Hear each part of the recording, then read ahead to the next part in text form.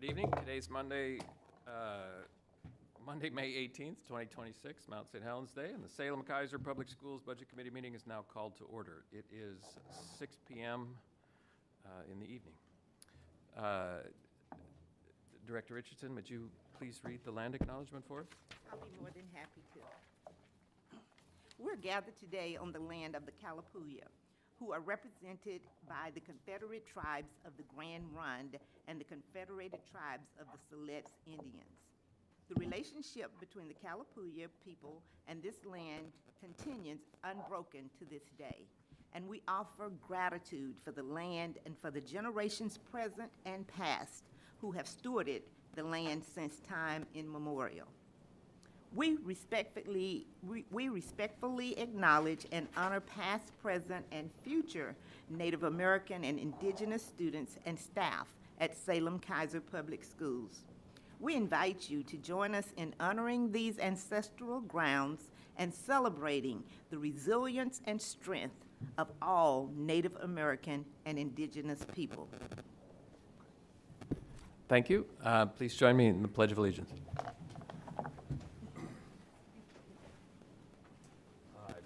Allegiance to the flag of the United States of America and to the republic for which it stands, one nation, under God, indivisible, with liberty and justice for all.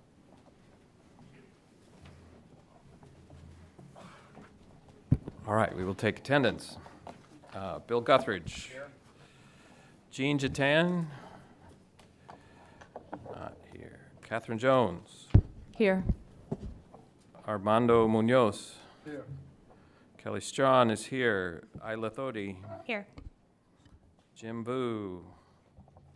Cynthia Richardson. Here. Lisa Harnish. Here. Karina Guzman. Here.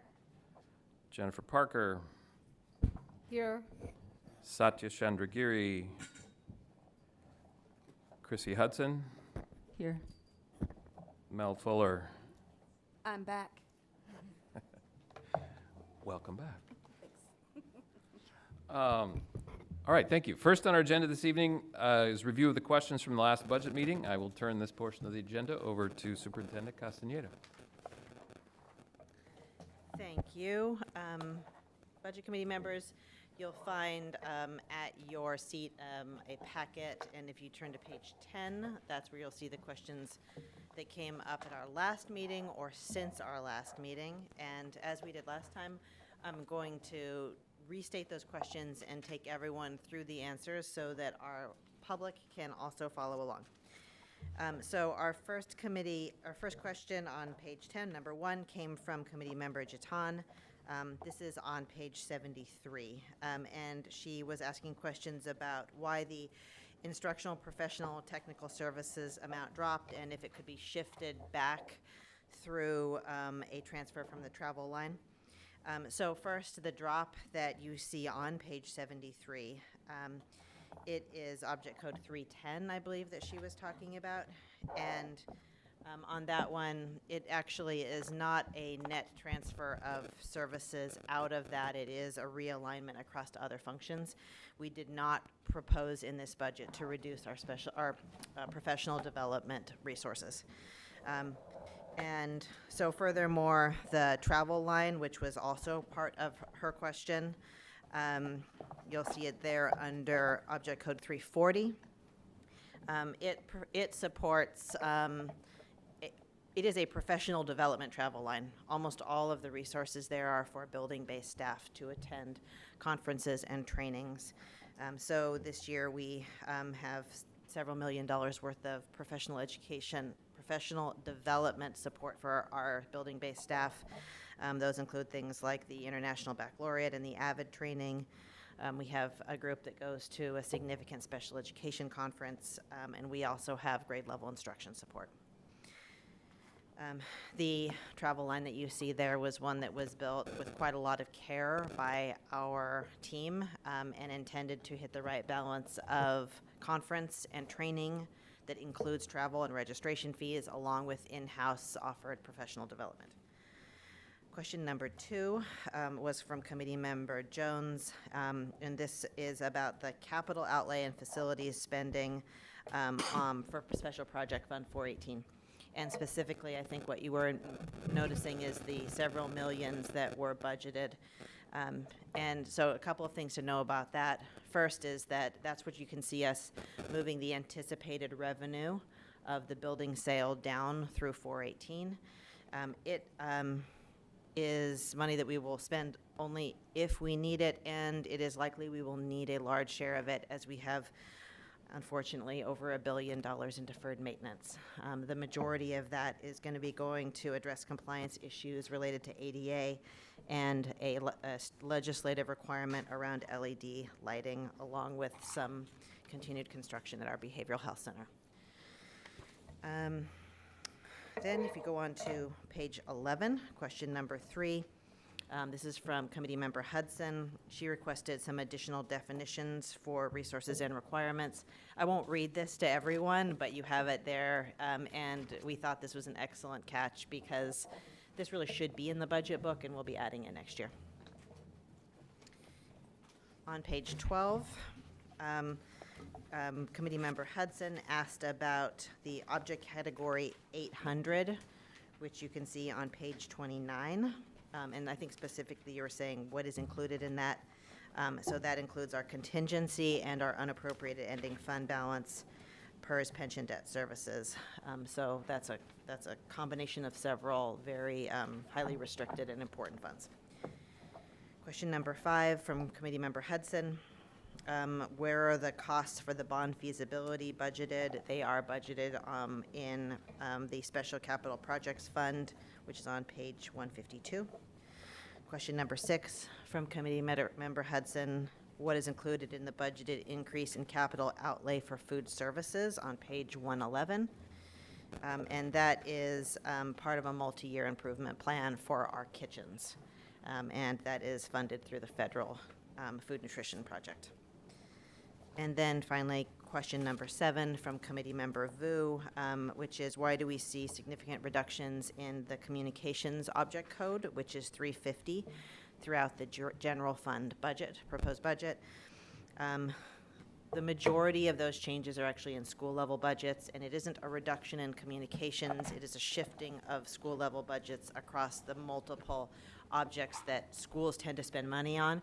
We shifted a portion of their funding out of communications and into consumable supplies because that is actually what mostly our schools spend on, and we wanted to improve the efficiency of their budgeting and their resource management. But it is not a reduction in school or district communication capacity. And I think that is a complete rundown of the questions submitted. I will hand it back to the chair. Great, thank you, Superintendent. We will now take a few minutes for public comment.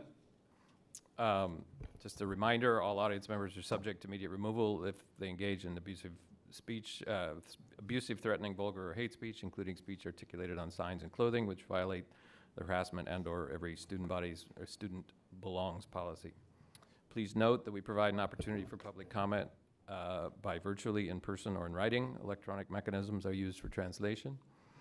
Each participant has 3 minutes. We have a countdown timer on a screen monitoring time. The timer counts down for 3 minutes. At 30 seconds, it turns from green to yellow. At 1 second, it turns red and plays a short bell to signal time is up. Please be mindful of your pace for our interpreters. If the board receives written comment ahead of the meeting, the written comment will be posted on the district website. Tonight, we have one person signed up to comment. Is Andrew Cohen here? Good evening.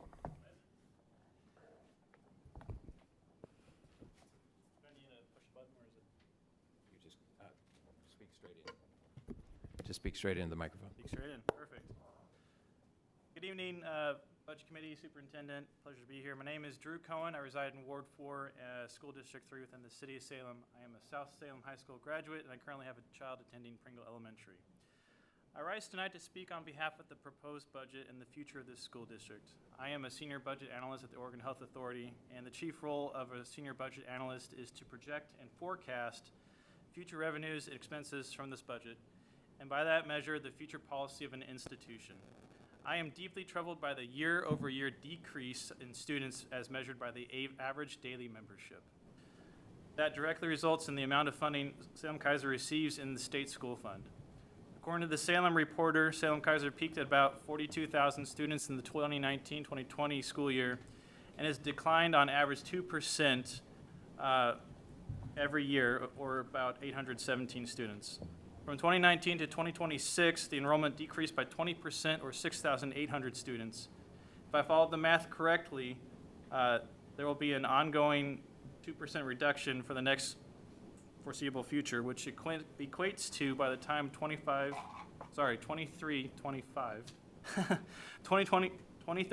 36, there we go, of a decrease of 29,100, there will be a total 29,170 students in our school district. That is a decrease from the 2019 school year of 43%, or 12,600 students from pre-COVID era. This should frighten all of us. If the school district were to lose that number of students forecasted, then the real results would be closure of at least 3 to 5 elementary schools and at least 1 middle school. This is unfathomable and requires immediate correction. I see 3 possible solutions. 1, remain status quo, blaming the politicians for not giving us enough money, and see the results in mass declines in enrollment. 2, stop the bleeding as much as possible. Stop students from exiting our school district. Yes, there'll be natural attrition when people move, and yes, less people are having children as the demographic cliff hits not only K-12 but also colleges nationwide. However, my point and my question is, has the school district conducted exit interviews, whether formal or informal, as to why families and students are leaving, or how to prevent it? There needs to be a serious post-mortem on why families are choosing not to stay in public education. 3, go on the offensive. Your budget reads like a defensive playbook. You need an offensive playbook to increase your ADM. Here are some ideas. Promote and advertise the electives, the sciences, C-Tech, our Grammy Award-winning music programs. Consider hiring consultants to recruit back students. Lastly, watch the Oregon Field Guide episode on Warrenton High School underwater robotics team that is competing nationally. And I ask you to question yourself, why is it about Warrenton and not about our high schools? Thank you. Thank you, Mr. Cohen.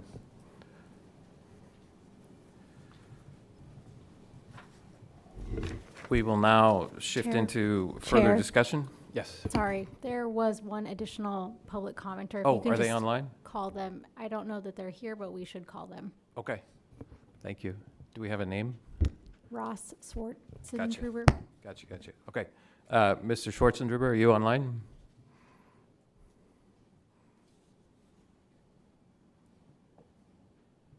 No? Okay. Thank you. All right. Thank you, Mr. Cohen, for your comments. We will now move into the discussion portion of our meeting. The floor is open for further discussion of the budget or follow up to the public comment. Bill? I already talked to Andrea about this, but on number 8, the response was the statewide average difference between what was spent per student receiving additional special education and combined federal state funding was about $32.88. So it was not possible for me to tell what was funded by state and federal and what was covered by general fund per student. So procedurally, I'd like to ask, in the next budget cycle, can we see what the cost and the funding is per student and student type? In other words, I'd like to see how many special education students we have, how much we are funded, and how much we are covering out of general fund. It looks like it's just big pots of money. I couldn't really get down to how much it was per student type. I couldn't get there. Okay. So I believe, as I understand it, this is a procedural request for next year. Is this viable? I believe portions of it are viable. We also do have a little bit of information for you, committee member. We were able to ask for help in the background. I believe you said your boiled down core question was based on this proposed budget and our anticipated revenue, what portion of our special education expenses are not going to be covered through designated state special education funding or designated federal special education funding. And we have pulled a rough number for you. I just want to kind of stipulate that this is, I would say, in the order of magnitude correct. It's not going to be perfect, but it's about $45 million a year in special education expenses that we fund through funds that are not specifically designated for special education services.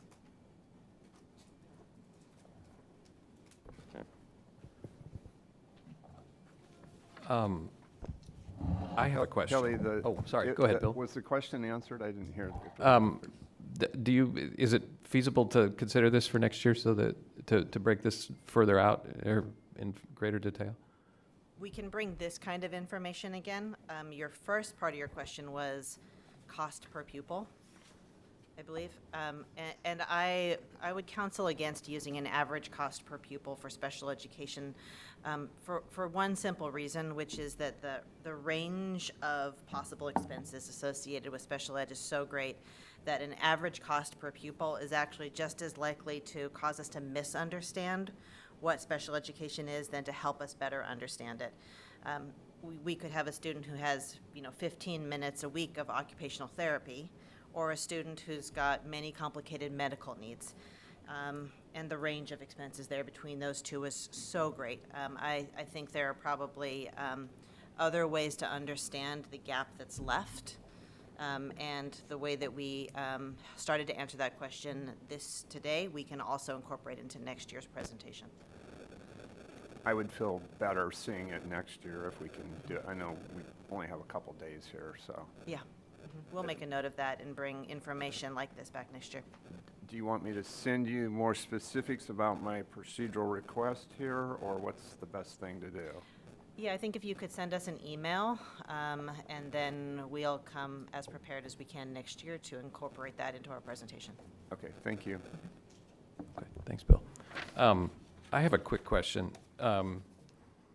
I've heard you speak about the decline in enrollment in the district. Can you, just to the extent that you can, off the cuff, respond to Mr. Cohen's question about how is the district responding to this phenomenon? I was happy to have you join us, Mr. Cohen. We're not usually addressing audience members directly, but as there are so few and you are here, there are many things that he shared that we agree with. We don't anticipate the rate of loss to continue at the current trajectory to the low point that he described, but our projections do have us at about, have us at about 32,000 by 2035, which is still a pretty precipitous drop, especially if you think from our high point to that point. There are three drivers. One was already addressed by Mr. Cohen. It's declining birth rate. There is nothing we can do about that. It is the majority share of this loss. The second is kindergarten capture rate, and that's because we want to capture as high a percentage of all of the children who are kindergarten age as possible in our pre-K-12 system.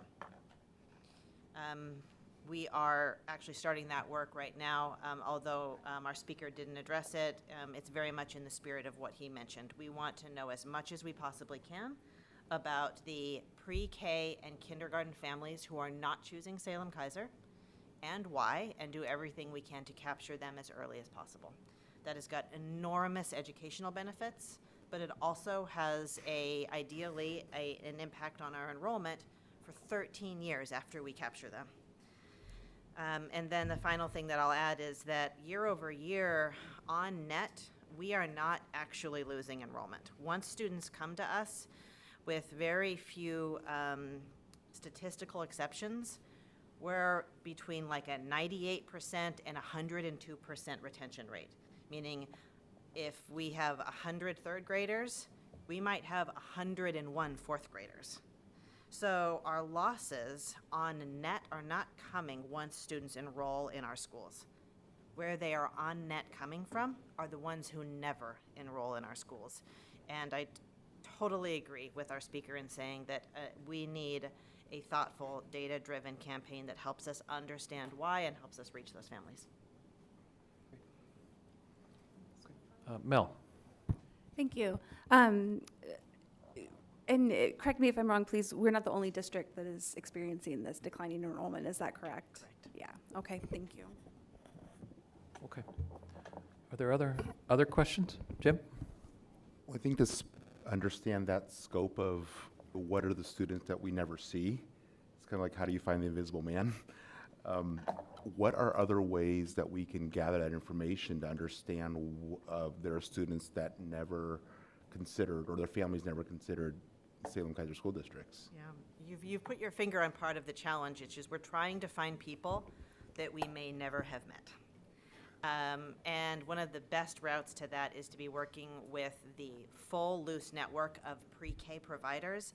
Everyone who is running, everyone from a family setting where they're providing childcare to formal early childhood centers.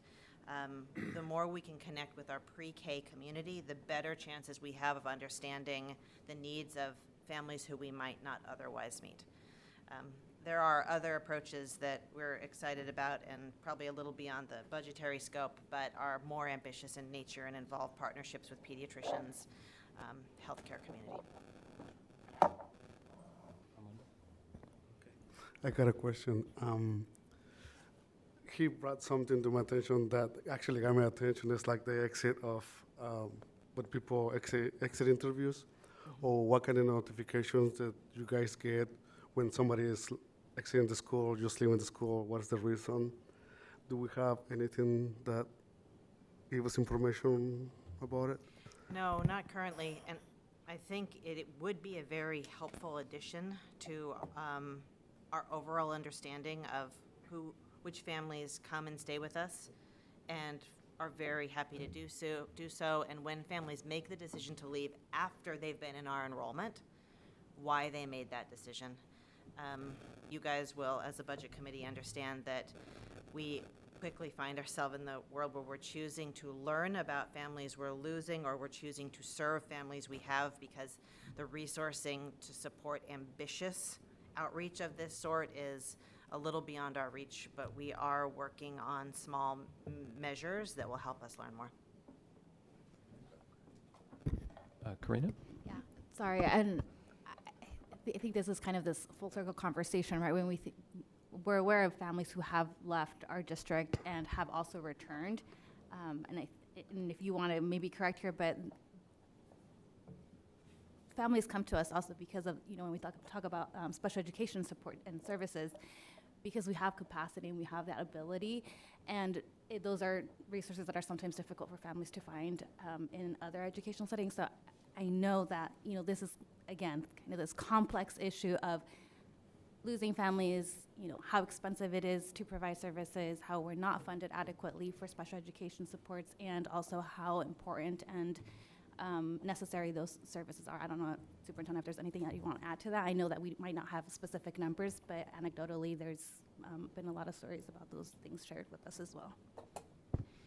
I think I would only underscore how complex this is. This particular issue is one that over multiple years, I've had a chance to learn one thing, which is everybody thinks they know why families either don't come to us or they leave. And usually the truth is far more complex than any one person understands, because families' needs are not only so different, they also change over time. And so it is a very complex but incredibly important story for us, starting first with, where are the kindergartners? The single most important educational question we can ask, where are the kindergartners? Jim? Can we quantify that? Like, if the decline is 2% a year, and we get, that's just from a birth rate standpoint, and then of students leaving the school district, do we have that scope and framing of that? So you have 40,000, 2% of that, what would that be? I think I can back into where you're headed around the framing. I'm not sure I can validate the 2%. I might phone a friend with Paul and Jonathan on the anticipated continued loss. But to go to the end of your question, we are mostly not losing students once they come. And I mean that on net. So while one family might leave, another family shows up, we are not losing enrollment on net once they enroll in our schools. But we have right now I think it's about a 78% kindergarten capture rate if we compare it to live births. So you're 5 years old. Ideally, we want 100% of the live births once they're 5 enrolling in our kinders. Right now, I believe we're at about 78 or 79%.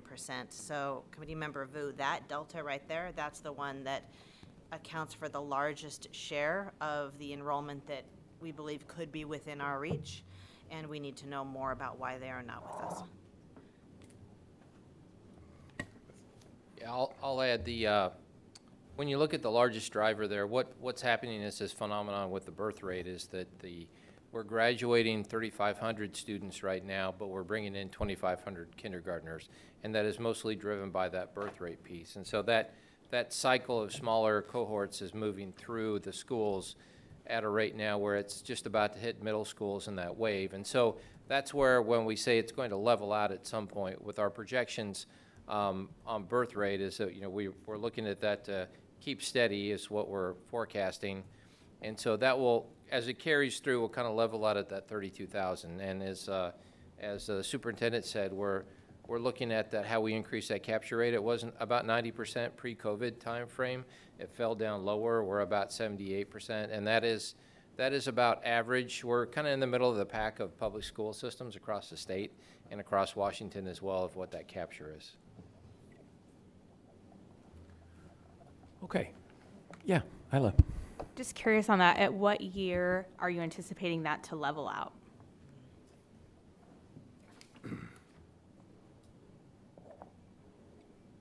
We are looking, it should level out in the 2030 timeframe. Thank you. And that's, I'd say one of this too is the next 5 years of data we know, right? Because we know the birth rate of what happened last year and before that. So those are, we have that 6 year of when those children will move into kindergarten. Beyond that, there's some forecasting where we're looking at that. We believe it'll stay level, but that gets to a little bit more of the magic point in the forecasting.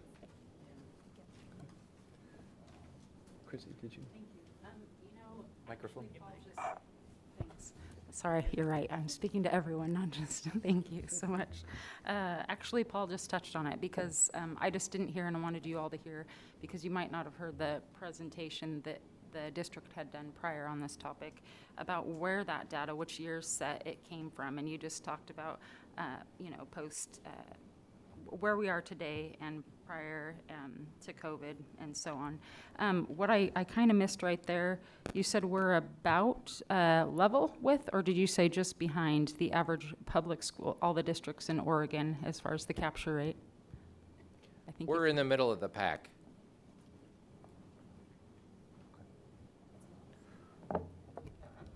Okay, further discussion on the budget? Anyone? Jean, welcome. Mel? Are we switching away from enrollment and birth rates and changing the subject? That was where I was headed, but we don't have to. I got you. Oh. Jean, did you want to weigh in on the enrollment? I have, no, not on the enrollment. Can you hear me, by the way? Yes, we can. Thank you. Okay, no, this is a different topic, but just, I do have a question for Andrea. Okay. Mel, go ahead. Sure. So, first of all, I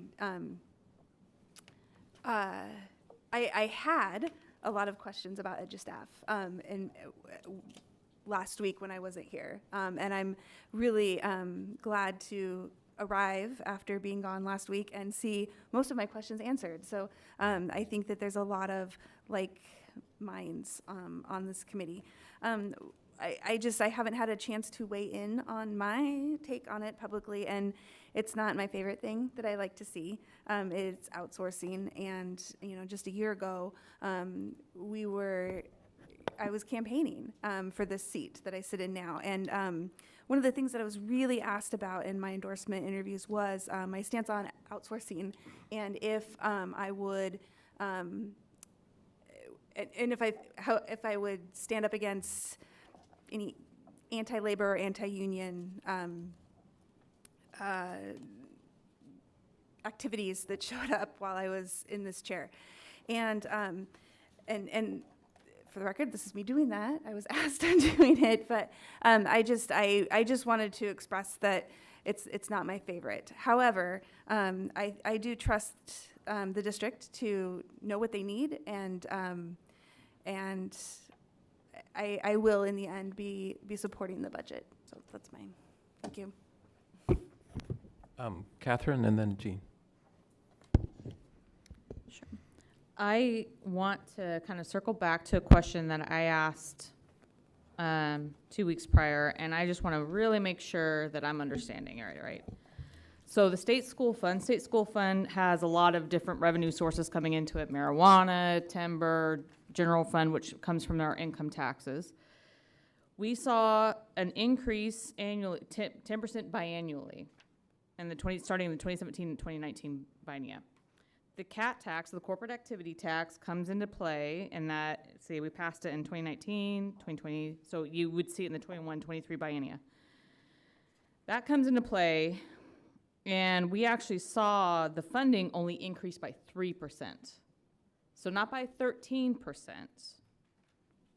We saw it, we actually kind of walked away with a net loss as soon as the corporate activity tax was instituted in the state of Oregon. Is that correct? This was such an important point. I also want you to know that there are a number of superintendents across the state cheering for this question. You all can find the information that Committee Member Jones is referring to on page 3 of this. It is question number 3 on page 3. I wouldn't yet quite call it a net loss, but I do think that the question exposed the degree to which there is a widespread misunderstanding of what happened in that year and the way that that decision creates compounding loss for the district, and the student investment account, which is CAT tax funded, does not keep up. So if you look at question number 3, you can see that 2021 to 23, 23, 25, and 25, 27, you can see how quickly the underfunding of the state school fund is catching up with us. 55 million, 60 million, 66 million. That is what happened the year the state chose to not increase the state school fund by the about 9 or 10% they usually do, and instead only increase it 3%. The reason that this is so harmful to districts is that this is our most important source of funding. This is our general fund.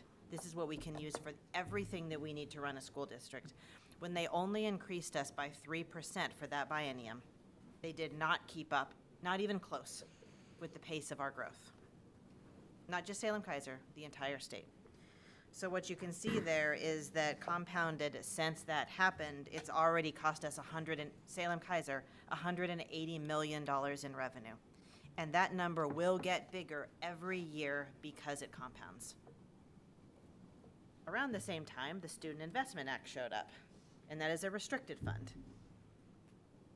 And it didn't plug the hole because it is not growing it's not growing at the pace that the compounding has happened, and it's restricted. If we were to look at these lines in the future, we would start to see a gap that gets bigger and bigger show up between them. This one issue is a very large share of the story why are Oregon school districts in the situation they're in. It is the year that the legislature funded us 3% increase on a biennium. So this is my last year on the budget committee, and y'all know, and you have seen me whack this budget every which way I could looking for dyslexia funding. And I'm not saying that I would have spent it, just like this, but what I am saying is that the root problem is how Oregon funds its schools starting at the top. And if that is not addressed very quickly, y'all are going to be having a way more difficult conversation next year than we're having this year. It needs to be addressed, and it needs to be addressed quickly. With how we are moving money from taxpayers at the top, because it funnels and it funnels and it funnels. I love actually tracking taxpayer money and funds. It's what I do for kicks and giggles. And it is near impossible moving through all those funds trying to find out where education funding is exactly going. But what I can tell you is at the end of the day, it's not hitting our classrooms to the extent that it should. And so this, I understand that as a budget committee, we can't do advocacy work, but as a school board, you can. And as a school board, again, I'm probably on the opposite end of the political spectrum. As a school board, I strongly recommend that you do. And you do it very quickly and very strongly, because we're not going to look good next budget cycle. So, and that is, without question, the root cause of what we're facing. Thank you, Catherine. Jean. Thank you, Kelly. Andrea, if you can do me a favor and repeat again the question that I asked about the resources on that professional to technical services. Were you able to find whether we apportioned that or accounted it somewhere else within the budget, or was it just something that we stopped that resource for the past 2 years? And that's why there's a $0 amount for the professional technical services in the instructional staff development on page 73. I do think we understood your question. We'll find out more in a moment. So I'll give people a chance to go to page 73, including myself. And I believe what we're, Committee Member Jatan, correct me if I'm wrong, but I believe what we're talking about is the bottom of page 73. We're talking about 310. Is that correct? And then we're Yes. talking about 340. The travel, correct. Yes. Those zeros for last and this year are not a net reduction in purchased services related to professional development. They are redistributed throughout other funds. There is, in fact, I am confident over those years, there's been nothing but a net increase in purchased services related to staff development. The biggest contributor here is that we are about to go into our second year of a significant state professional development grant focused on literacy, the comprehensive literacy, something that starts with an S and a D. That is over $1 million a year. And so a large portion is being budgeted to that grant. Thank you, Andrea. That's good to know. Kelly, if I do have a motion to pass, whenever that's where we can present it, just let me know. Thank you. Are there other questions, anything else to be discussed before we entertain a motion? Just some little, Go ahead. thank you, sir. Yeah. I'm sorry, now a joke because of edu staff. Mel, do we get to talk about the length of the contract? I think it's just 1 year anyway to start, correct? The EduStaff contract is I believe is a 3-year contract, but it also includes multiple exit clauses. So at any point through mutual agreement or at any point we could exit with 90 days notice for no required cause. Well, Would that 90 days be enough for us to put our prior system back into, like, there wouldn't be a gap, right? Right now, all of our subs are covered in-house by us. So if we contract with EduStaff, things go south for whatever reason. I mean, there's a million scenarios. Would we be able to easily revert back to what we did before? Or would we be looking for another outsourcing company or not outsourcing company, that's the wrong word, but would we be looking for another vendor such as EduStaff to take over, or would we go back to doing it ourselves? That's a future question, and it's hard. Yeah, there's a number of I think rather than answer that directly, because there's just so many assumptions baked into it, I will say that that 90 days affords us enough time to be able to figure out how to work towards seamless transitions in any direction. And subs are a very important part of our workforce. If you were to talk to any building principal and you were to say to them, what are the top 3 things to ensure that your school runs smoothly? Somewhere on that list of 3 is going to be substitute coverage. And we know how important it is. We know how important they are. It is an important part of what we do as a school system. Yeah, thanks. I just want to keep going a little bit on the comments that I started earlier. Sorry to be, I don't know, break it up. But I was surprised. I mean, we received a lot of public comment regarding EDUStaff, a lot of emails, a lot of people coming to talk. I know I wasn't here last week, but I did watch the budget meeting from last week, and I kept going along even though I was not here.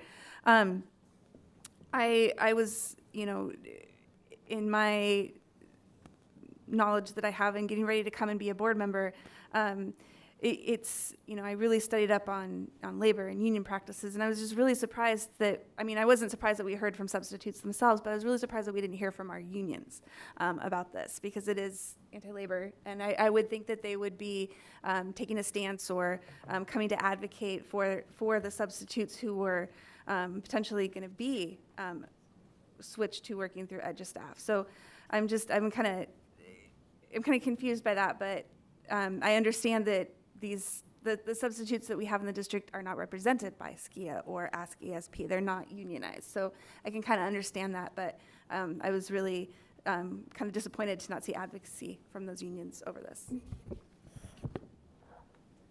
Other comments or questions? Chrissy? All right. So I just want to take a moment to thank very, very much Heidi specifically. I really appreciated your professionalism and the time that you spent with me.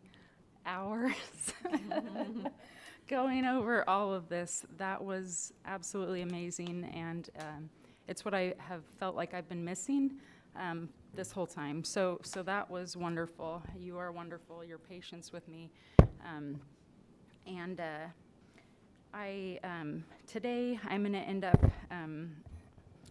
having to vote against for the reasons being, I think that we as a board, exactly, ironically, whomever the speaker today had voiced it, I think we as a board, I would really, I know we kind of tried it last year a little bit, but I would like to challenge us and to see us hone in and focus, help do our part to focus the district on the absolute necessities, which we have our strategic plan climbing together. We have our 3rd grade literacy, 9th grade track to graduation, 4-year grad, and regular attenders. We also have the sense of belonging.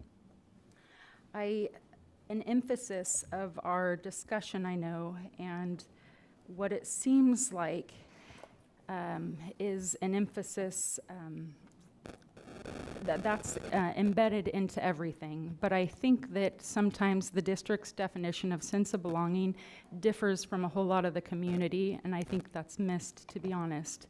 Unfortunately, going through so closely with the budget, everything seems so distal, and everything is mixed together. There's no black and white spot, as I was asked last year, to find obvious areas where you can pull money and request it to be moved, other than every bit that we talked about.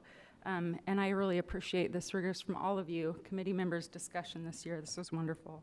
But I continue to see other districts with less money, it seems, per student, less money in Oregon, have higher math proficiency, reading, and even science for their kiddos. And I think if we can't focus on these absolute necessities, we're going to continue to see surprises falling in our laps and to continue honestly to see this decline, because I think we're honestly fooling ourselves, assuming that we're going to make it out this year and next year is going to be different. So I just wanted to share that. Thank you all very much. Okay. Further comments? Seeing no further comments, I'd like to invite a motion to approve the budget. Kelly, I'd like to. Jean, you're recognized. Go ahead. I move that the Budget Committee approves the proposed 2026-2027 budget, recognizing that the unappropriate ending fund balance is a positive starting point in addressing our district's fiscal gap, and acknowledging also the importance of maintaining our contingency appropriation. And that's just to ensure our operational flexibility. Okay, thank you. Let the record show that committee member Jean Jatan has moved to approve the proposed budget for the 2026-2027 fiscal year in the amount of $1,123,552,460 and approves property tax rates for the 2025-2026 fiscal year at the rate of 4.521 per 1,000 of assessed value for the permanent tax rate levy in support of the general fund in the amount of $70,354,550 for the general obligation bonds levy.